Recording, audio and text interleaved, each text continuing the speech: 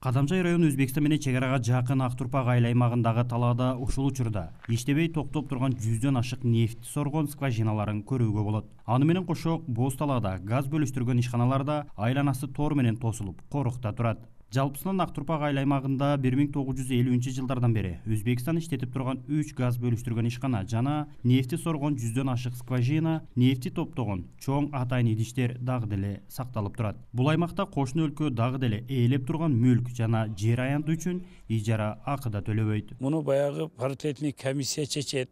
Биз эми союз убактыдан бери пайдаланып келгенбиз деп пайдаланып мына бүгүнкү күндө дагы кароолдары карап турат кайтарып объектини бизге өткөзүп берелек. Бул жер толук ушу Кыргызстандын территориясында. Мунан 6 километр ылдыйда чегарабыз бар. 2011-жылы премьер-министрдин дагы токтому чыккан өткөрүп алынсын деген. Кандайдыр эми ушул өткөрүлбөй турат. Акырында şu 2010-жылы токтогон, ошо бойдон бүгүнкү күнгө чейин иштебей турат.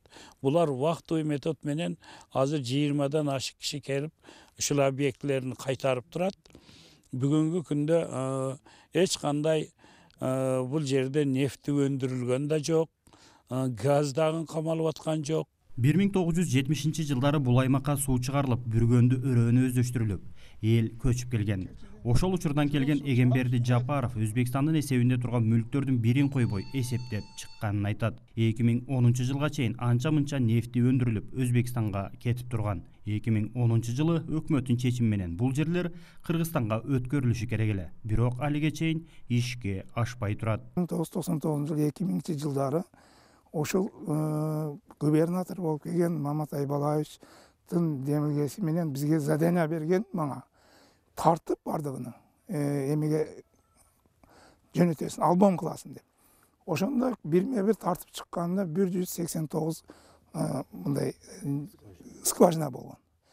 Ошодун ошол күндөрү иштебей турганы 30дан ашык иштебейт экен, бирок бардыгын тарткан. 17сиден газ чыгат экен, местный газдар. Бирок слабый немеде. Анан ошо мезгилде мына көрүп турганыңар аркадагы турган.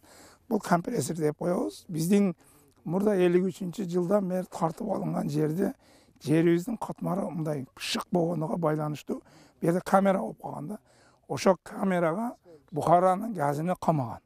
Компрессорду айдап камап, булардын бардык территорияда, биздин территорияда мындай биздин территорияда ээлеп турган жери Өзбекстандын мүлкүнүн 76 гектар болгон. Бир канча киреше алып келе тургандай аймактагы даяр ишкана башка өлкөнүн эсебинде турганын көпчүлүк биле бербейт. Мындан улам өндүргөн нефти тымызын сатылып жатат деген сөздөр да чыкканы ушундан болсо керек. 30 жылдан бери чечилбей, арсар бойдон калып жаткан маселе бир жаңсыл болуш үчүн өкмөттүк деңгээлдеги чечим, аракет зарыл. Ушулар объектин өздөрү кайтарып отурса, келип алып төрүңүздө отурса, айыл өкмөттүн контору менен мына объекттин аралыгы эч канчалык эмес. 1 чакырым жерде олар отуруп 1 сом налог төлөбөй мынантип турганы вообще мамлекеттик немеге дагы уят да. Ошондуктан бизге булар мыйзам негизинде ушул бүгүнкү күнгө чейин налог төлөш керек эди. Ошол налогун эсептегенде эле ушул объектинин наркыга жетип калды азыр. Шундай эле бизге таштап кетиш керек.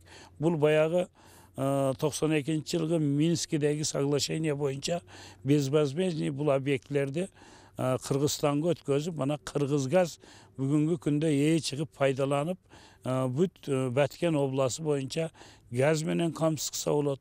Ушулар нефтилерди иштетип туруп өзүбүздүн экономиканы көтөрө турган учур келди деп эсептейм.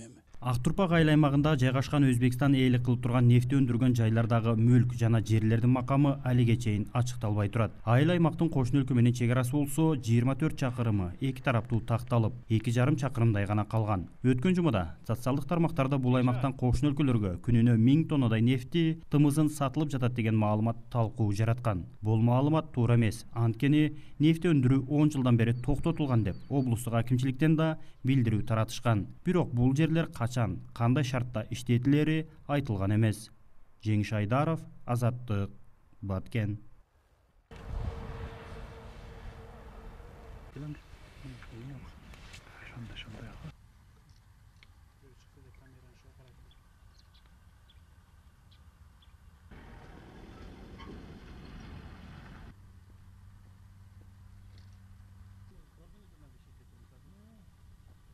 деп жүреді.